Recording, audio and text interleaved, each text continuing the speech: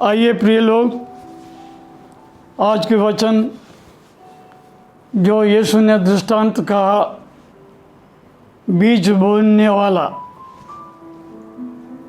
और उनके उपमा में दृष्टांत पहली पार्ट में हम सुना मार्ग के किनारे का भूमि। आज हम सुनेंगे पथरील भूमि।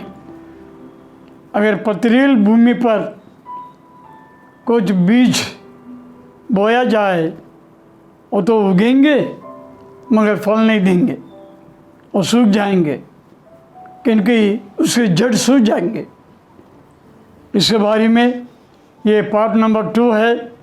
इसके बारे में थोड़ी सा वचन हम सुनेंगे। एक्सोडस 15:5, निर्गमन पुस्तक 15:5वां वचन।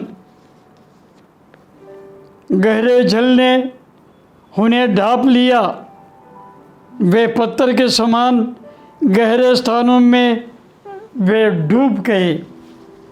ये तो मूसा की गीत है। ऐसे मोजस सॉन्ग, जब वो लोग लाल समंदर को पार किया, उस रेड सी से बाहर आया, मगर लाल समुंदर में मिस्र देश के सेनाओं को यहोवा ने डुबा दिया। वे डूब गए। कैसे डूब गए? पत्थर के समान इतने नष्ट कर दिया। यानी परंतु ये पथरील भूमि पर जो भी बीज उगेंगे ये आखिर में नष्ट हो जाएंगे। मेरे प्रिय लोग, ये कहने की बात ये होता है क्योंकि इज़राइलियों को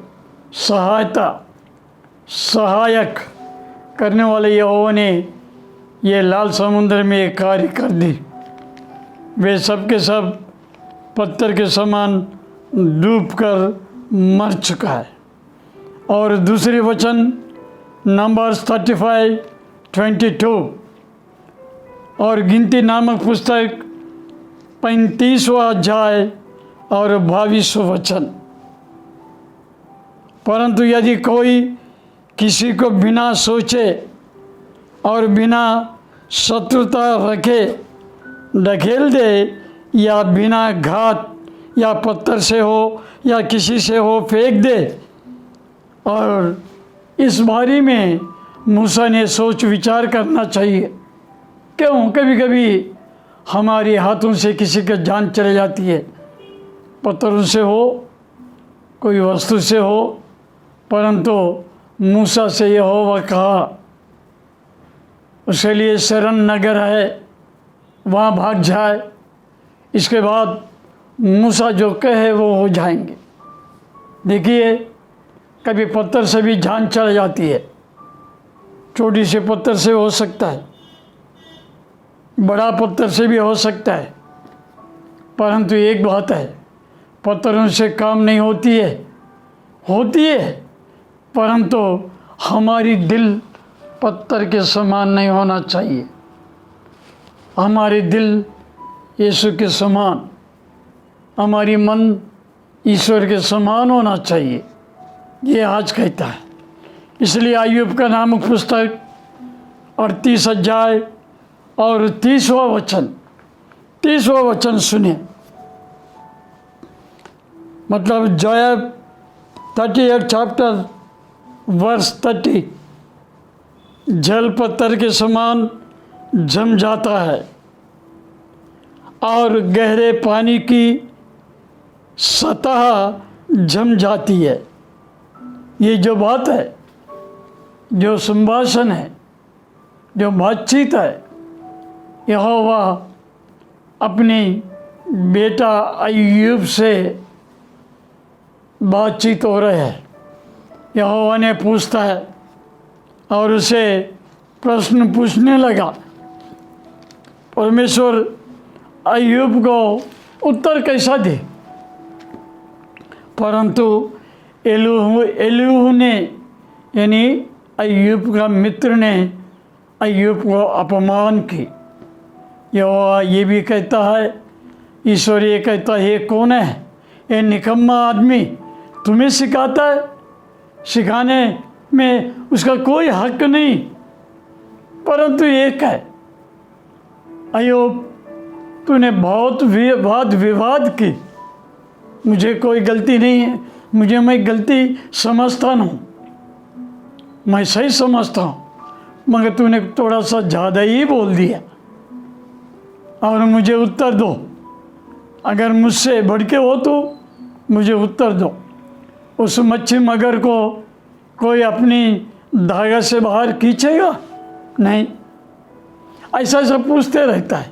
इसलिए मेरी महत्वपूर्ण शक्ति से समुंदर का पानी को भी मैं पत्थर बना दूंगा, यानी बहुत वो जम जाएंगे, हिलेगा नहीं, पत्थर बना दूंगा। ये मेरी अधिकार है और तुम मुझे उत्तर दे। तब अय्यूब कहता है, नहीं नहीं नहीं ईश्वर, मैं तुम्हें कुछ नहीं पूछूंगा, ना वाद विवाद करूंगा, मैं केवल सुनूंगा, मेरे मुंह अपने हाथों से ढाँप दूंगा। कितनी अच्छी अय्यूब है। हमारे जीवन में भी ऐसे ही होना चाहिए। प्रार्थना करो, वाद विवाद भी ईश्वर से करो, मगर ढंग से करो, नीति से कहो। ईश्वर होता है, मनुष्य मट्टी का पुतला है। ये ईश्वर से लड़ने की कोई हक नहीं, उसके ऊपर नाराज होने की हक नहीं, उससे कुछ भी कहने की हक नहीं। वो कहता है, हम सुनना चाहिए, ये हमारी फर्ज है। इसीलिए और भी अय्यूब को सिखाता है, मतलब मेरी शक्ति, यहोवा की, ईश्वर की शक्ति अय्यूब को दिखा रहा है।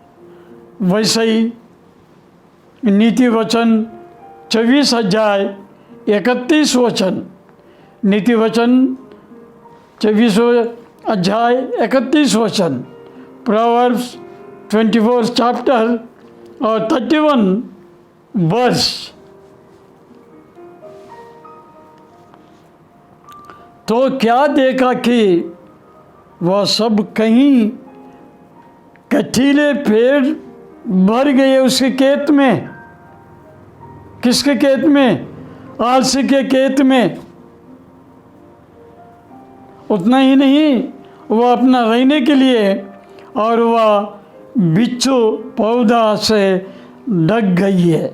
उतना ही नहीं, और उसके पत्थर का भाड़ा या पत्थर का घर गिर गया।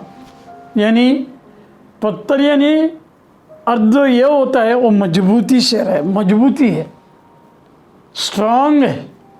कितना भी स्ट्रांग हो, कैसे भी हो, कोई आलसी या प्रार्थना करने में आलसी, बाइबल पढ़ने में और प्रचार करने में और कलीसिया में काम करने में कोई आलसी, उसका घर, उसका भाड़ा वो गिर जाएंगे, पत्थर का हो या किसी का हो। देखो कितना बड़ी बात है। यीशु मसीह में, कलीसिया में कभी आलसीपन नहीं चाहिए और अपनी खुद की कामनाओं में आलसीपन मत करो। दुनिया में एक कहावत है, कल का काम आज करो, आज का काम अब करो। यही है, तब हम आगे बढ़ेंगे और पत्थरों के घर हमारी कई घरों प्रभु हमें देंगे। इसलिए मेरे प्रिय मित्रों, बहुत सावधान से रहना चाहिए। पत्थर हमें गिरा, चोट भी लगती है पत्थरों से, और पत्थरों से हमें लाभ भी है। और एक वचन मत्ती सुसमाचार 7वां अध्याय 9वां वचन में हम पढ़े। क्यों? प्रभु कहता है, मांगो तुम्हें दिया जाएगा, मांगो तो पाओगे, कुछ भी मांगो तुम्हें दिया जाएगा। प्रार्थना मांगने का मतलब क्या होता है? घंटों भर प्रार्थना करो, विश्वास के साथ मांगो, प्रार्थना करो, आंसुओं को छोड़कर आंसू से उसकी अभिषेक करो ईश्वर की, तब हमारी कामनाओं को पूरा करेगा।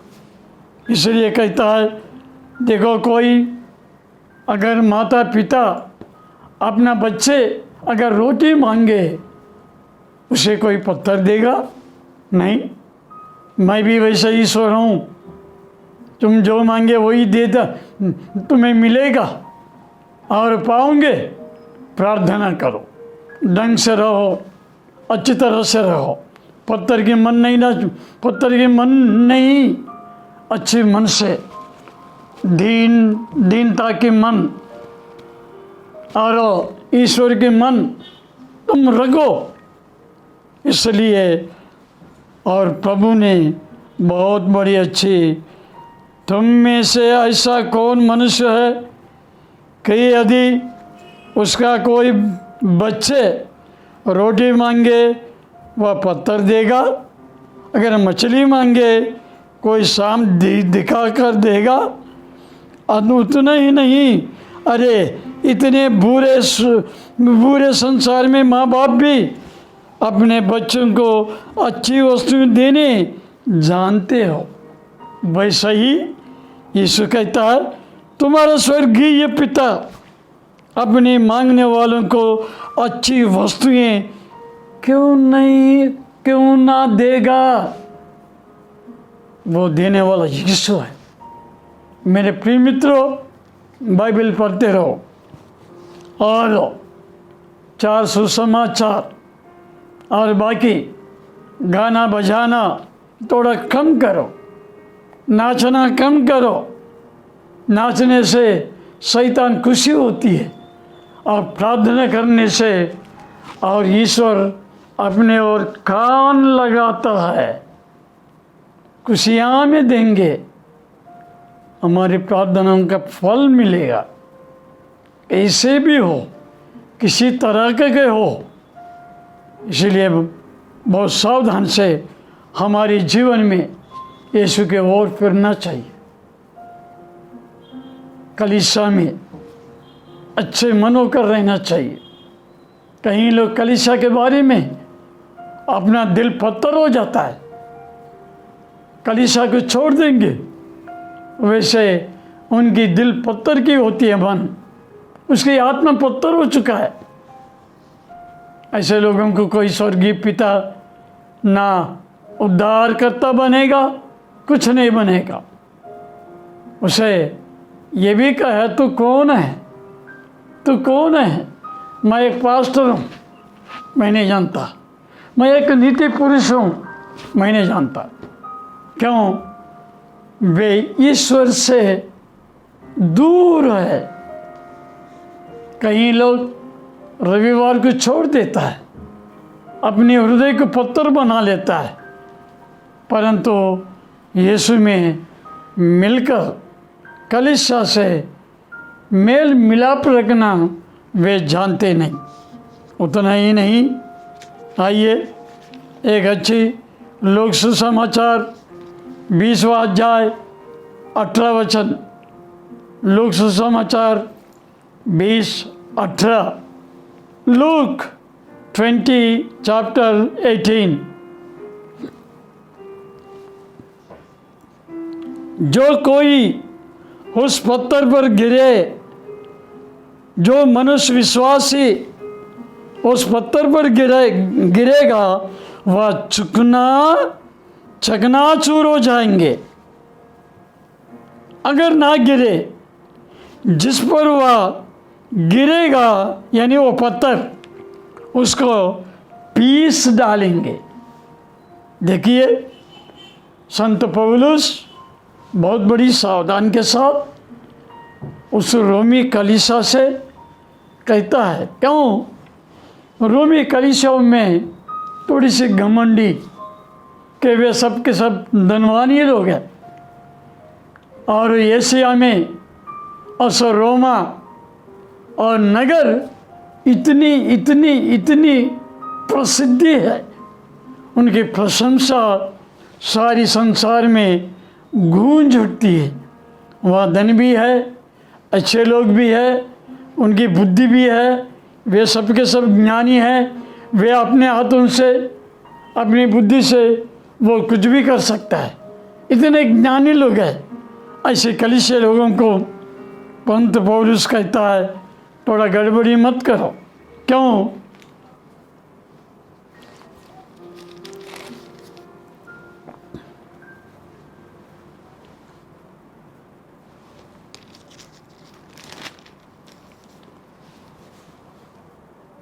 क्यों? यीशु अधिकार पर एक प्रश्न पूछने लगा और संत पौलुस इब्राहिम से लेकर मलाकी तक, यानी इसहाक का और याकूब का और 12 गोत्रों के बारे में उसने बताया था।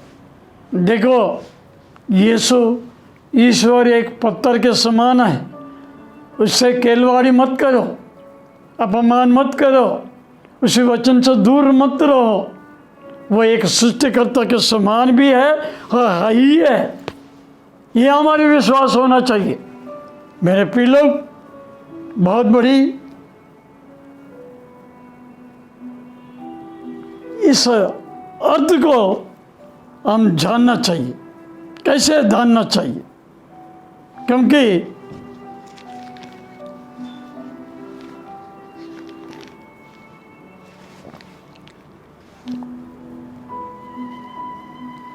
सियोन में संत पौलुस कहता है, यानी इस कलीसिया से ये तो है,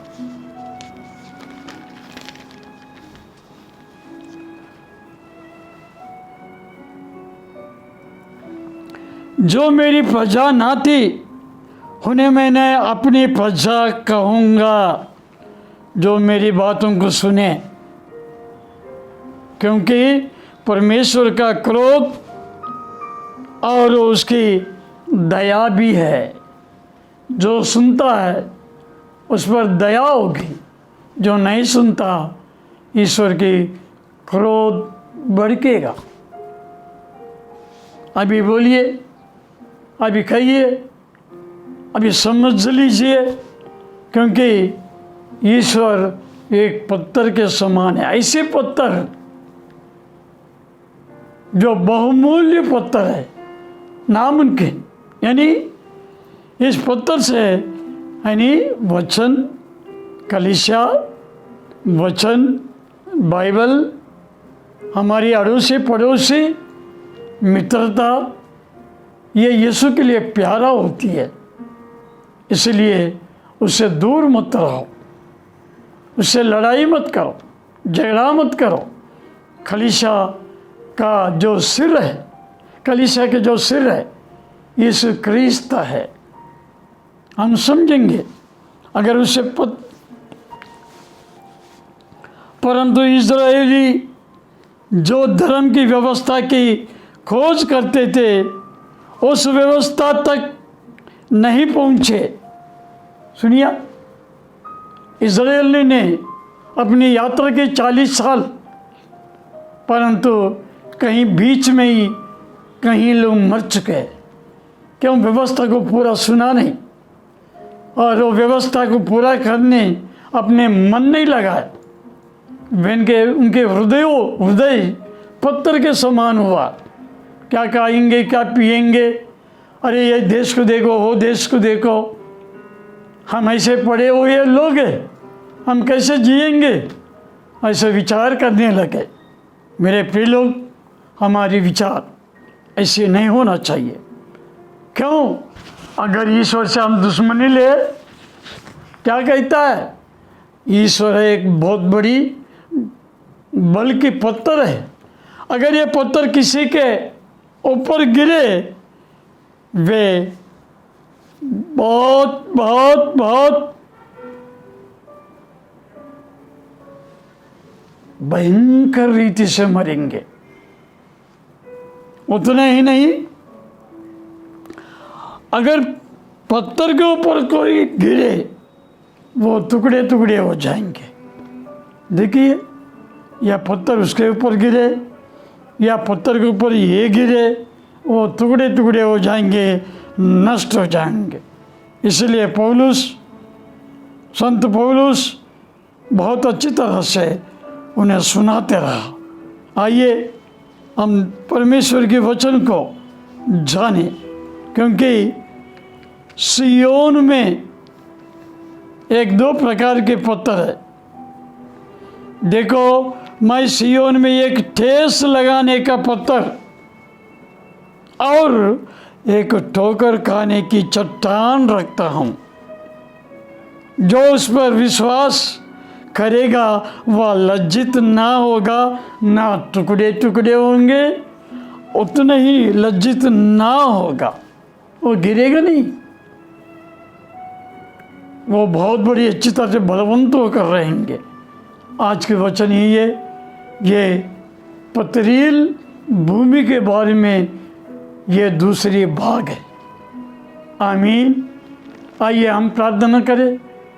हे हमारे ईश्वर, इस वचन के द्वारा जैसा भी हमारी उच्चारण हो, हम समझने की हमें बुद्धि दे, क्योंकि तो पत्थर है, मैं संसार के पत्थर के समान नहीं।